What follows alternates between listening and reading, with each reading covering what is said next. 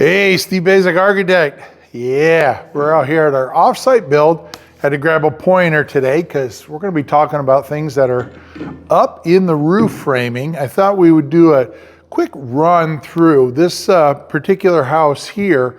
Even though it's not overly large, it has, a number of different kind of trusses frames.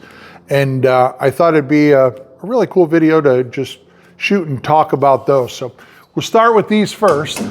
You can see up here, all of the roof in this whole house is all truss framed, right? The difference being that some roofs are, I would call them cut roofs. That's when you're doing a 2x10, 2x12 rafter.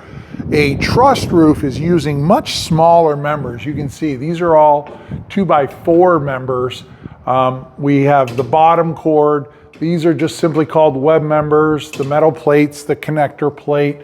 The top sloping piece is called the top cord in opposition to the bottom cord there. These with the flat bottom, these are just standard gable end trusses, right? They just, basically they make the shape of the roof. The roof pitch, always measured in how many inches in height per 12 inches. So when you hear somebody make a comment, oh, that's an 8 roof or a 12 roof or a 10 roof, it's 10 feet of vertical rise in 12 inches of horizontal run, right? In inches. What's that? In inches, yes. So you can see here, one of the other important aspects of a truss is what we would call heel height. So you can see that this comes in, but the truss actually goes up 10 inches before that cord rises. And what we're trying to do there is just maximize the amount of insulation that we can pack in that roof eave. Anybody that's been around houses in cold climates and have seen ice dams or been a victim of ice dams, the reason is this heel height dimension is in our older houses, even with cut roofs with 2x8 rafters, that was probably on the order of 3 or 4 inches. They would pack some bad insulation in there. So it's a small dimension.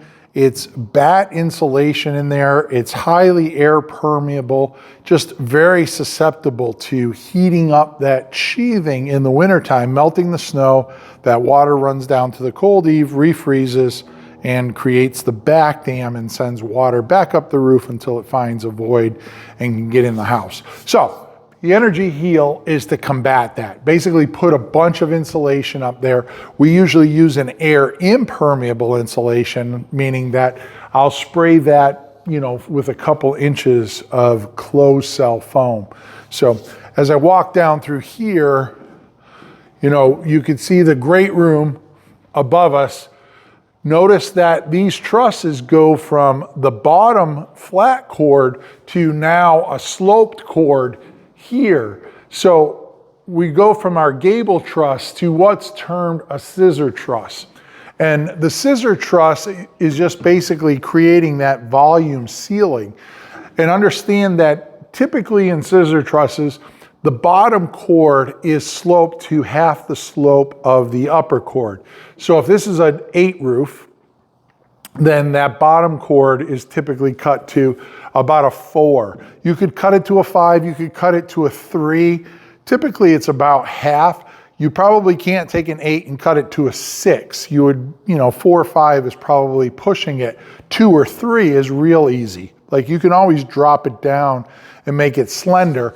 It's the distance between those cords that's kind of the calculator for success, if you will, right? The smaller that number is in dimension, the harder it is to make the trusses do the work that the truss needs to do. So, again, half that slope there is what is typically used as the guideline. Here's a really good shot. You can see we have our scissor truss, but we also still maintain that 10-inch heel up there in the volume ceiling. And you can see here, we carried the scissor truss through the room. And these 3 spaces here are some big fixed windows that are gonna just be between the space.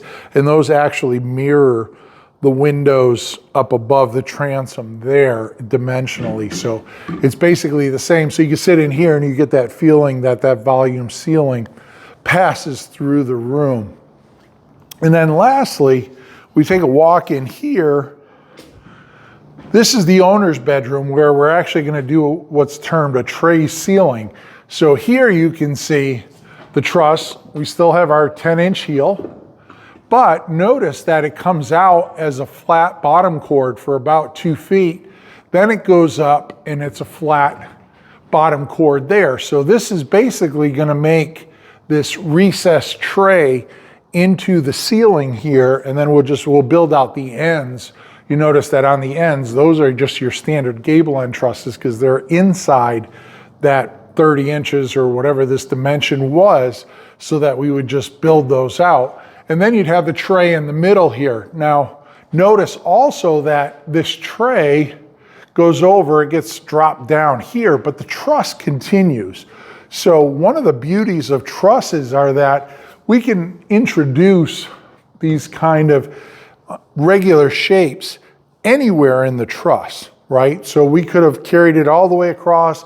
We could stop it in one room here. We could have made this a scissor truss up here with a little volume. I've done a lot of different configurations.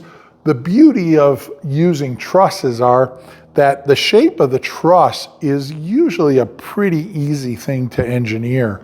So you have quite a bit of flexibility there by doing that. So, you know, even in a house like this, you know, in these small little dimension here, we have 3 different ceiling structures, or 4 different ceiling structures, right? We have that flat, the volume, and the tray returning to a flat here. So the beauty of roof trusses are, again, their flexibility and what we can have the opportunity to do, but more importantly, the stresses and the loads get reconciled within each of the individual trusses. So it makes my job real easy to come up with some cool spaces, and then the engineering part of it is a pretty easy solution. So anyways, I'm Steve Basic Architect. We're out at our off-site build. Until next time, long live our buildings.